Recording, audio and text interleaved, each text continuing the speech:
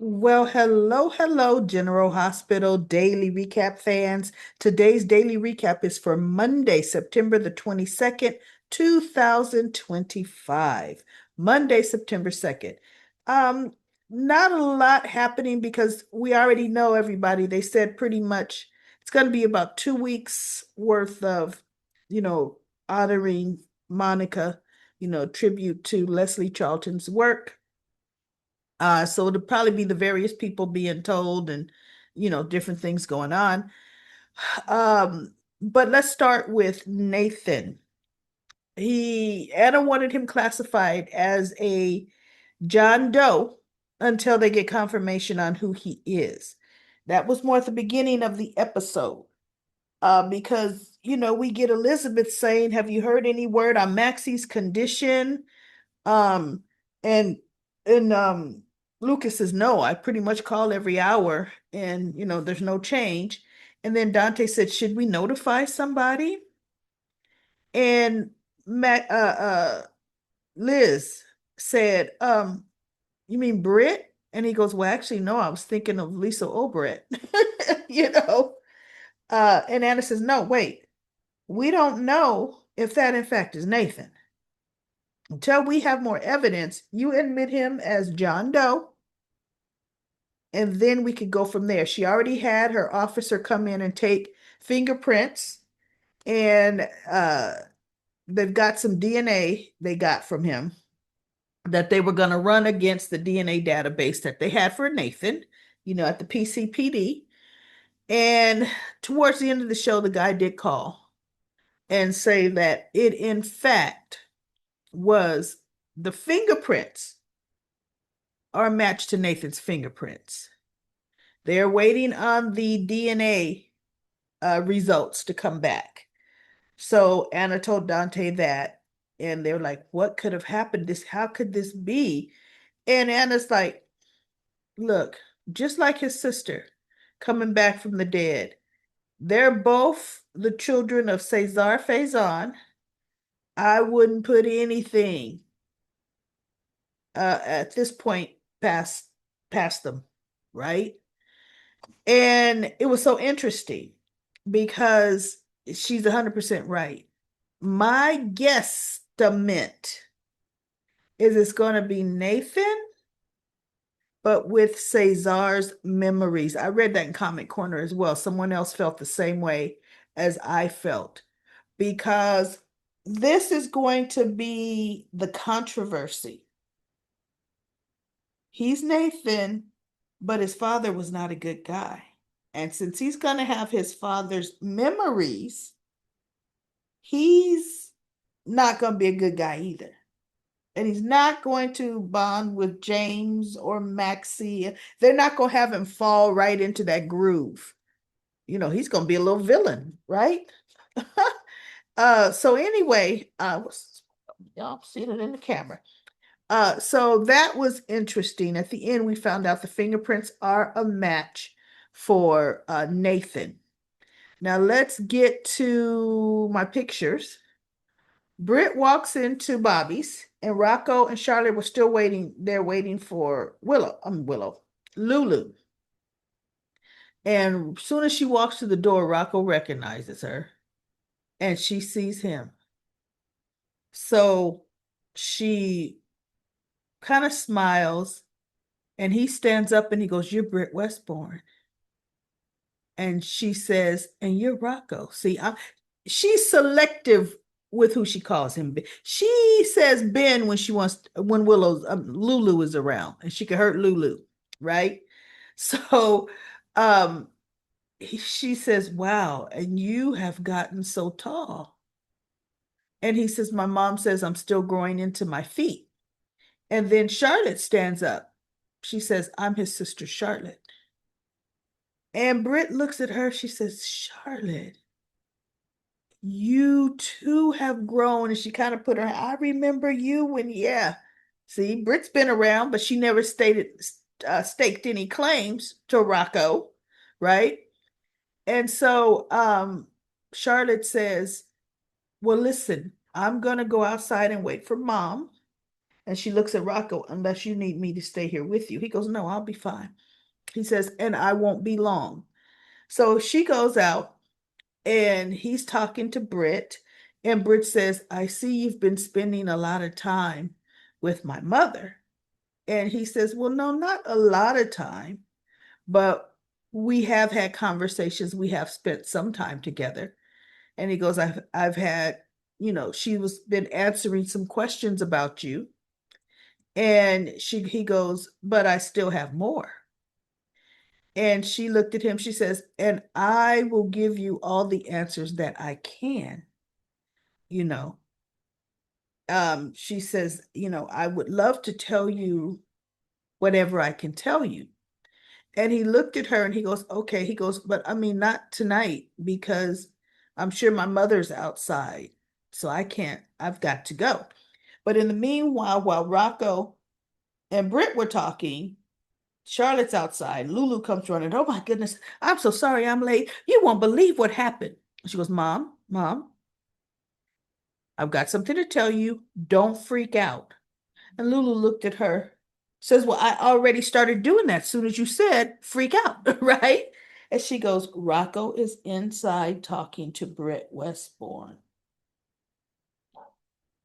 And Lulu looked and she kind of looked in the glass and she says, I am so glad you told me this because had I walked in there on that, she says, I don't know how I would have handled it, Charlotte. Thank you. And so she says, no problem, right?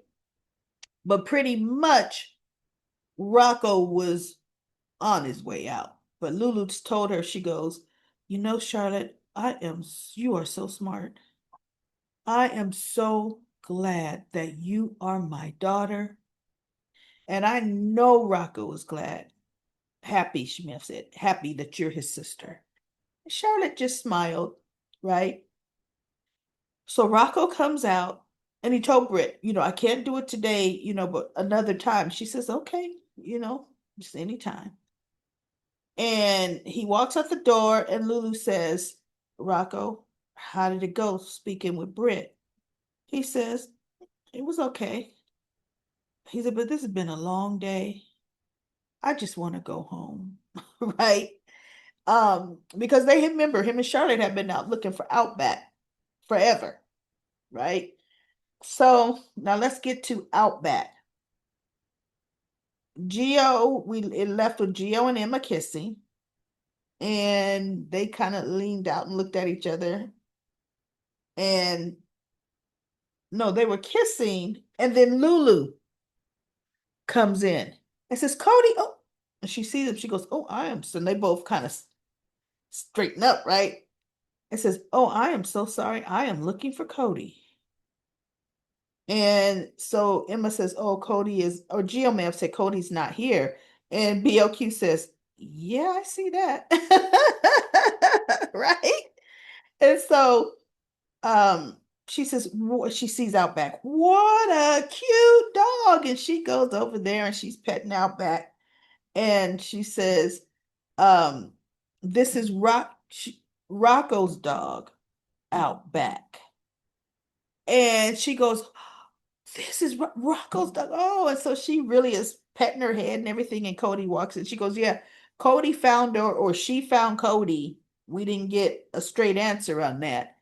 And so Cody walked in and he says, yeah, you know, she's been my bunk mate for a day, right? And so Gio picks her up and says, well, you know what? We need to get her back to Rocco. I know he's still worried, right? And so BOQ says, before you go, I have something I need to tell you all. So she tells them all about Monica. And Gio is just looking, right? And Emma says, I'm so sorry to hear that about your great aunt. Um, Actually, no, your aunt, not great aunt. Monica is no her great aunt, because that's Ned's aunt. And she says, Dr. Quartermain, was nothing but nice to me. And Gio said, me too, right?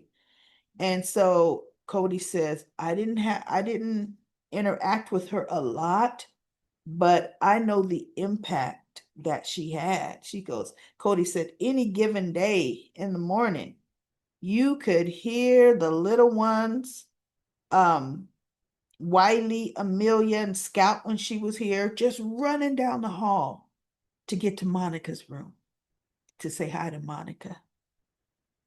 And so she goes, she just lifted their spirits. And Brooklyn says she had that effect on a lot of people. So anyway, everybody said their little condolences. And Gio says, well, we better get Outback to Rocco. And Cody says, can you give me a minute? Just give me a minute. I know I didn't have a lot of time, but I got attached to this princess. He wanted to call her Princess something or other, right? And so he says, but I know let me say goodbye.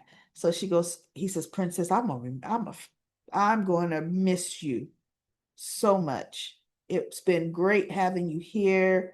And Brooklyn says, so he gives the dog to Gio, or starts to, and Brooklyn says, hey, why doesn't Outback stay here permanently? Rocco is here half the time. And Outback would be here. We've got the grounds. This would be perfect for her. And Cody says, yeah, but I was told I couldn't have any pets. The Q said I couldn't have any pets. So BOQ says, well, if the Q said you can't have any pets, then all it does, it takes another Q that says, yes, you can. She says, and yes, you can have Outback if Rocco agreed. And he looked, he goes, oh, but he probably wouldn't agree. She goes, it won't hurt to ask. And Emma says, I'll call him. So they called him, and Emma got off the phone. She says, Rocco is 100% agreeable to Outback staying here because he'll see the dog when he comes here. He says, they loved having him there, but his mother really only agreed that the dog could stay there so that they wouldn't have to take the dog to the pound, right? So Cody, oh, he was so happy, and Jill smiling, and he goes, now I know, he goes, look, Emma, you could come by and see Outback anytime. You too, Jill, come here and see the dog. She goes, yeah, I'll do that. Absolutely. I don't mind coming here to see Outback. And so Jill just he doesn't say anything, but he's just smiling, right? And on their way out the door, Gio actually thanked Brooklyn, for that solution. And so she goes, no, no problem. So him and Emma leave, and she looks at Cody, and Cody says, now see, this is going to be a win-win for everybody. And she goes, what do you mean? And he looked at her, he says, it's obvious this thing between Gio and Emma. He goes, must be a new thing because I've never seen it before, right? And so she looked and she's like, yeah, I guess. He says, Emma will be here more often to visit the dog, which means Gio is going to be here more often. Says this is going to give you a good excuse to bump into your son more often. And she kind of smiled like, yeah, I know. That was kind of nice, right? Well, Lucy's banging on the door. She wants to talk to Tracy about deception. Actually, she wanted to talk to him about, you remember Sidwell wants to buy a big piece of deception, a big part of the ownership. I'm ready for them to lose deception because of Lucy's bad dealings, right? So anyway, she's banging on the door, and Tracy did not want to answer, but then Tracy answers the door and she sees it's Lucy. We need to, and Lucy, she slams the door in Lucy's face. Tracy does. Lucy's banging, banging, banging, banging. You open this door. I'll come through a window if she just go. This is can't wait. So Tracy opens the door and says, "Don't say another word. Come in here and sit down." So she took her into the living room, and Tracy had a bunch of pictures of Monica because she's trying to find pictures for the obituary. Um, and so Lucy says, "Look, this is so important." She goes, "Lucy, I said, don't say anything." And she looks at Tracy, goes, "What's the matter?" She goes, "Monica died." And Lucy's like, wait, I had no idea. Of course you had no idea, right? So then they had, 3 or 4 scenes with Lucy and Tracy, and I fast forwarded all of those. I didn't care about any of that, right? Tracy brought up stuff about when Lucy married Alan, tried to steal him from my blah blah blah. So at the end, Lucy's getting ready to leave, and she was saying, and she looked, she goes, I've always loved this staircase. And Tracy looked at it. And I'm thinking, you mean the remodeled version? Because this staircase only happened when Monica completely redid the house. And Tracy hated that she changed it to these, she redid the whole house, made gray tones, and made it really pretty, right? Because we've seen, especially if you looked at some of the old videos, you've seen the old house, and that staircase was absolutely not like that, right? That staircase wasn't like that. Was it like that when Nell fell down the staircase, pretending that Carly pushed her? It may have just been done. It may have pretty much been newly remodeled around that time, right? But anyway, because it used to be more of a straight staircase, with an angle going up. So she goes, it always reminds you. She goes, it always reminded me of elegance, of you expected royalty, to come walking down those stairs. And Tracy looked at the staircase. She said, you know, what did she call Monica and Alan?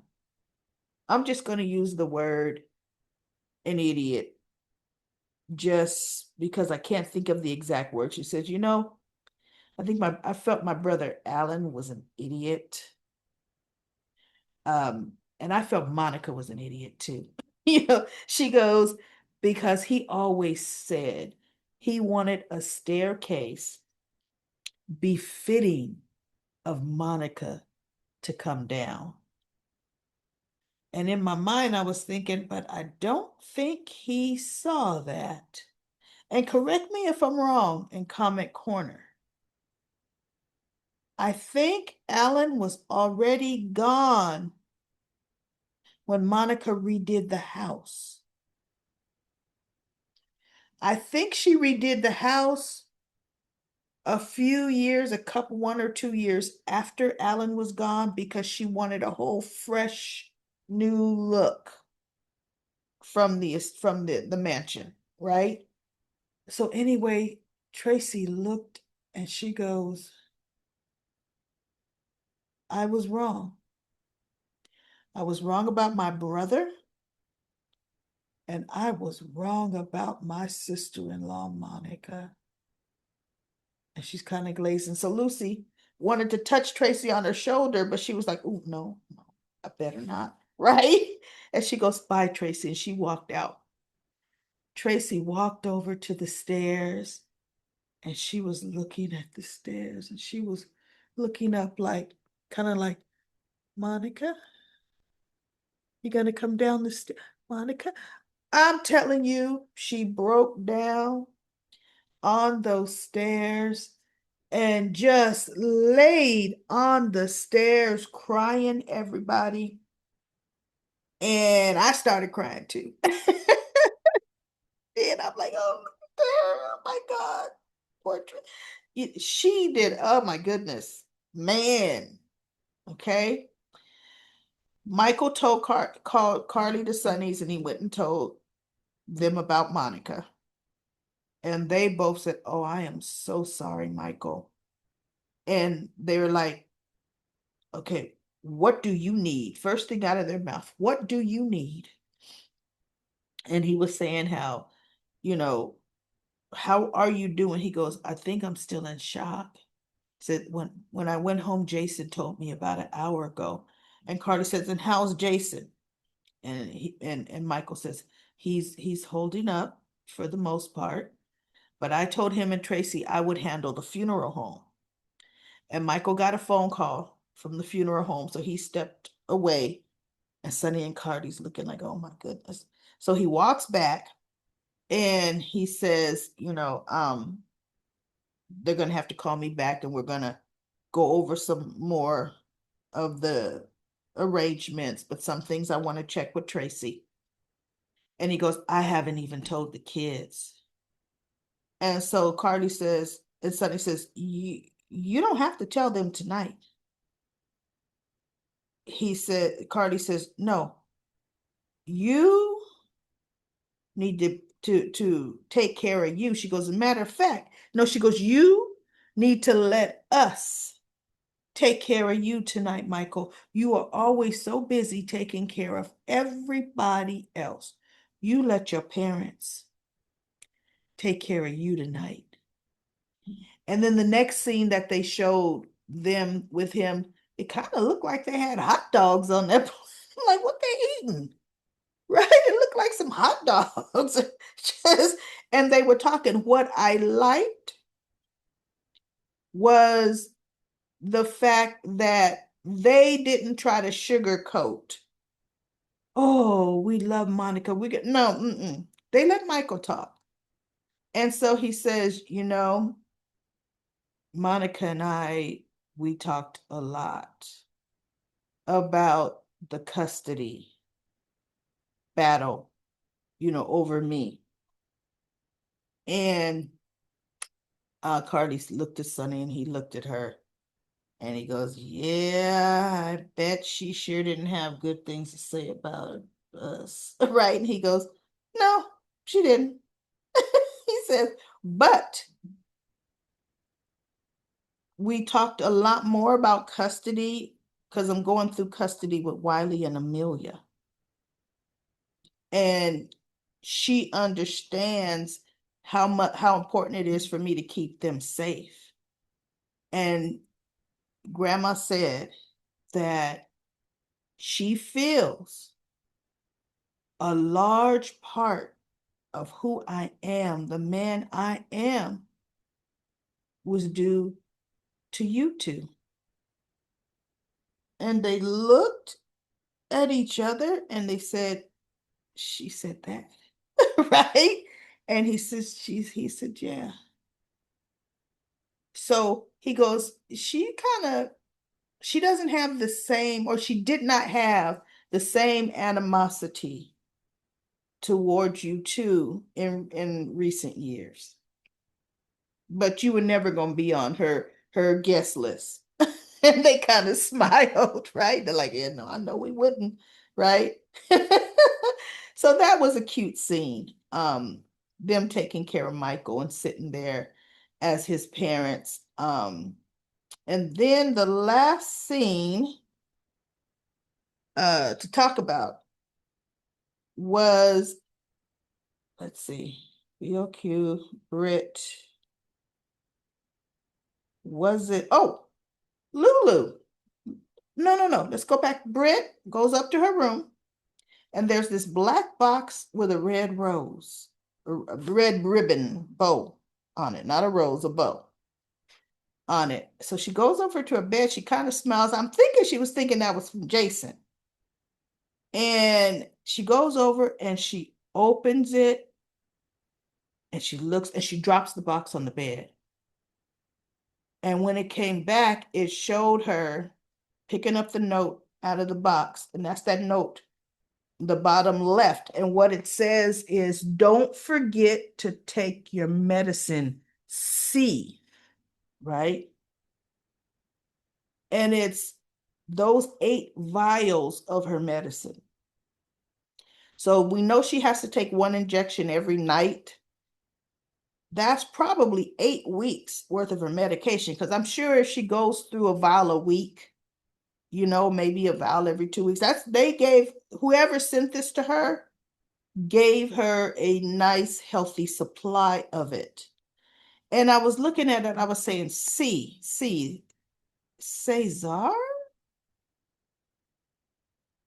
right?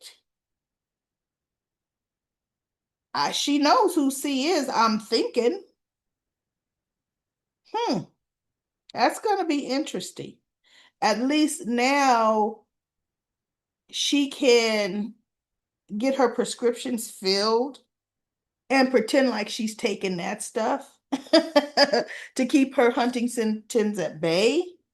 But it's going to be this stuff here that she's really going to be taking, right? Until she can either get another supply, or she may have been the one to make that. But my thing is, Cesar may have given her the ingredient or the recipe to make it.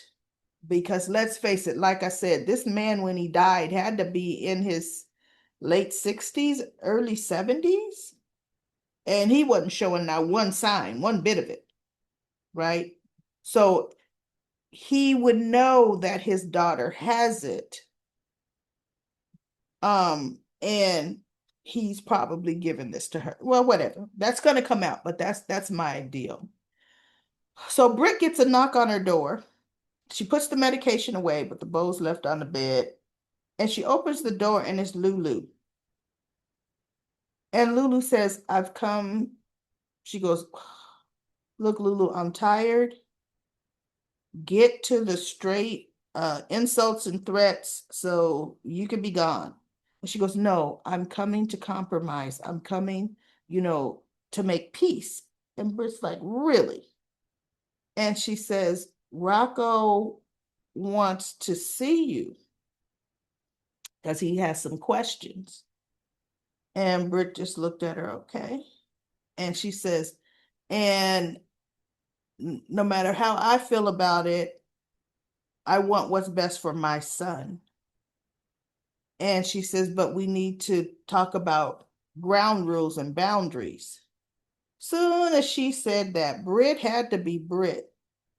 And says, really? Since when? She goes, who are you to set boundaries on me seeing my son? And oh, that's all.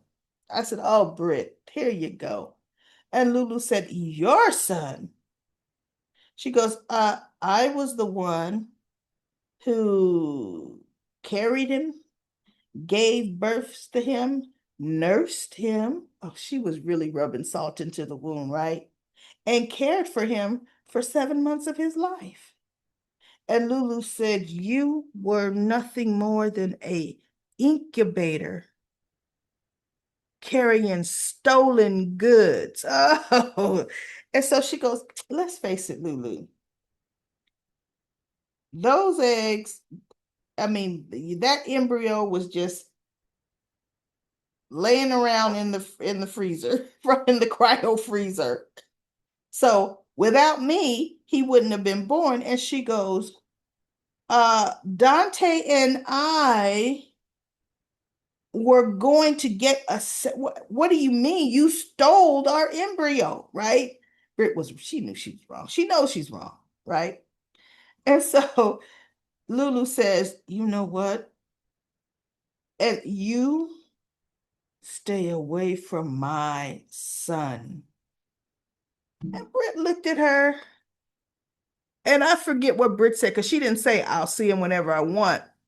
Lulu goes charging out of here.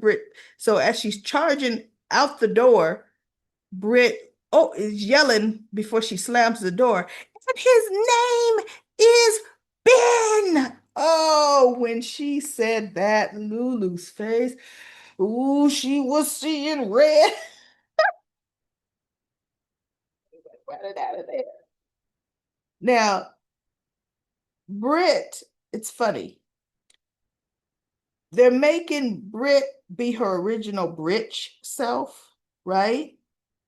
So much so that Lulu is the victim.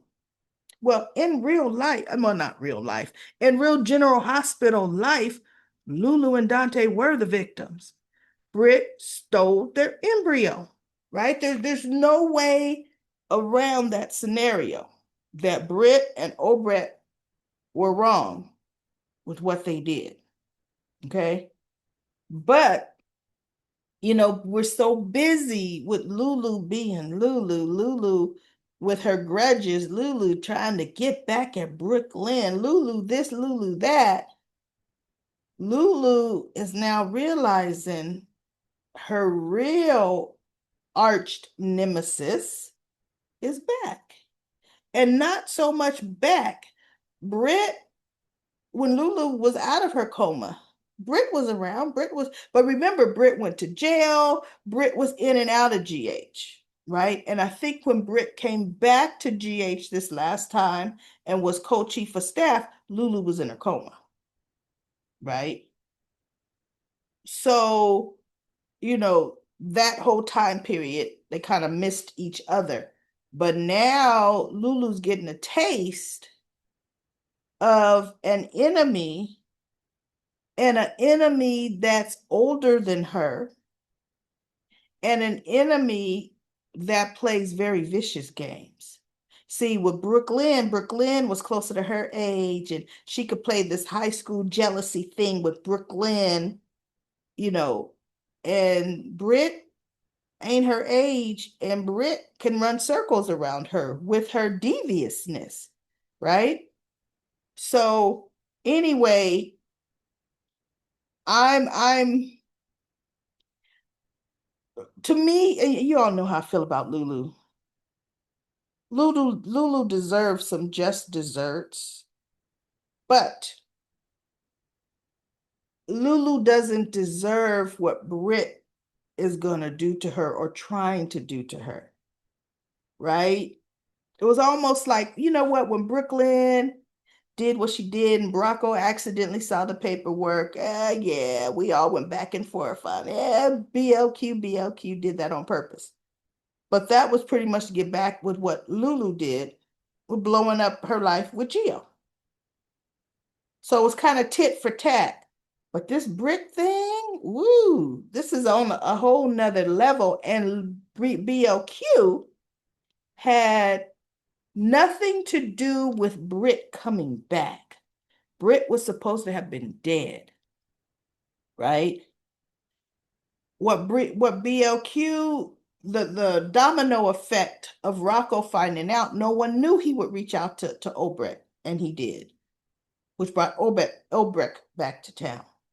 But if Obrecht had not been back in town, Jason would have brought Britt back. You know what I'm saying? They're independent of each other. Britt being back. So Brooklyn is not the cause of it. So anyway, that's what happened today. I got really emotional there at the end with the Tracy situation. I'm going to do, oh, by the way, everybody, Saturday's live stream, we had so much fun. Really, really enjoyed it. I hope you all did too. I love when we can I can chat and read live with what you're saying. So if you haven't seen it, go to my YouTube channel, GH Spoilers, that's Y&R Today, and click on live stream. But before I read a few comments, everybody, the comment corner voice line, the voicemail line. There's the phone number, 424-282-9796. Go ahead and give your verbal comment on the comment corner voice line. I would love to hear more from you all with the comment corner voice line. So let me go ahead, like I said, and read 5 minutes worth of comments. I'm going to start from the bottom up. Let's see. Let me see if I can scroll down to the bottom here. Here we go. All right. Let me make this larger. Scroll down. All right. Here we go. Uh, Deborah says, I am so proud of Danny. He told Drew off. He was there for his father. Black Purple Turquoise says, Drew doesn't give a darn about anyone but himself. That's unfortunate. Unfortunately, the bottom line. Melody says, I heard the actor playing Danny is leaving. Anyone else hear that? I love that actor. You know what? I haven't heard it, but I would not be surprised because realistically, aside from the storyline going on right now, I'm sure if he got a better acting part, he would take it that pays more, you know. Black Purple Turquoise says, I love watching Michael and Jason and Tracy. Ned Rare, he's on with Olivia and Leo anymore. That is so true. And Brooklyn, see, where is Olivia and Leo? And Brooklyn all got the chance to be with one another and mourn the loss of Monica together, like a true family of hers, like the true family of hers they are. Elizabeth really ticked me off in this episode. She had no right to go and tell Drew Monica died. She's unbelievable. He's not a part of their family, even if Jake she's not a part of the family, even if Jake was her grandson via Jason. So why did she go into the room and tell him a thing? He and Willow should have been the last two, and I mean that literally, to find out about the death. All I know is they better not run or take away from her memorial, which will be on Thursday, and go into Friday uh, by having either one of these fools pop up uninvited. You know what? I did not know that they're going to do it this week. And then Oki says, remember Black Pepper Turquoise when Maggie pegged Willow as being as sanctimonious as Elizabeth? Maxie read Liz and Willow down. I have always loved Maxie. She's always been the real one. Black Purple Toker says to Oki, yes, she did. When Willow gets Red and Elizabeth, and definitely Chase, are getting to be in that same territory with me as well. No doubt. Maxie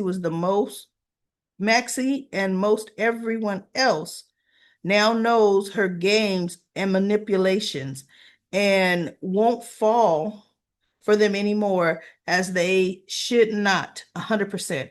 I agree with you. I love Maxie's reads. Yes. And then we have a comment from Bonnie. Bonnie says, Sam would have been so proud of Danny. Black Purple Turquoise says, she sure would have. I was proud of him too. Like, go, Danny. You are your mom and dad's son, all right. Put sorry, horrendous Drew on blast. And then Po Boop says, yes, she would have. And then Oki says to Po Boop, this is going to be a controversial take. But now Danny knows his uncle AJ, how his uncle AJ must have felt when Michael was kept from him. Now Danny knows how his uncle AJ, Mike was kept from him. We have not forgotten about the circumstances surrounding Michael's conception. No, I don't think Danny will think not one thing about that, because that's a whole generation age gap away.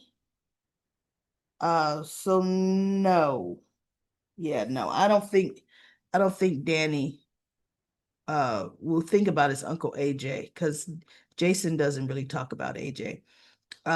Magdalena says, hello, recap lady. Today's episode was very emotional. I love Danny's scene with Jason. I am so proud of Danny.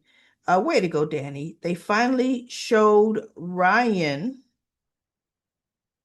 I hope he's playing Nathan. Okay, that must be his name. I'm so happy for Outback. And I love the scene between Michael and Jason. Excellent cliffhanger for Friday's episode. Well, that's all for now. I'll keep tuning in. Many blessings, Maggie. All right, Maggie. And then Bonnie says, oh, yeah, no, Sam would have been proud of Danny. Yes. And then Lorenzo said, He will be playing Nathan. All right. That's right. We found that out today. Flower says it's confirmed Nathan is back. Y'all, it's RP playing Nathan. He even was on his Instagram skit. Wait, had an Instagram skit with Anna, and he tells her the first scene is this Friday. He's coming back as Nathan, not vanilla Nathan, a beefy Nathan. Whatever that means. Okay, I think that means Nathan was his daddy's mind melded in there. I'm guessing that means he's not gonna be the nice, sweet Nathan he played before, but a darker womanizer version. Well, no, they still got nice, sweet, sappy Chase, right? Hung up with Nathan. Nathan was a good guy, and then that's when they brought Chase in to kind of look like Nathan and be like Nathan. Um, all right, everybody, that's it. We're 6 minutes in the comment corner. You guys did a phenomenal job in comment corner. I'll be back tomorrow with another daily recap of General Hospital.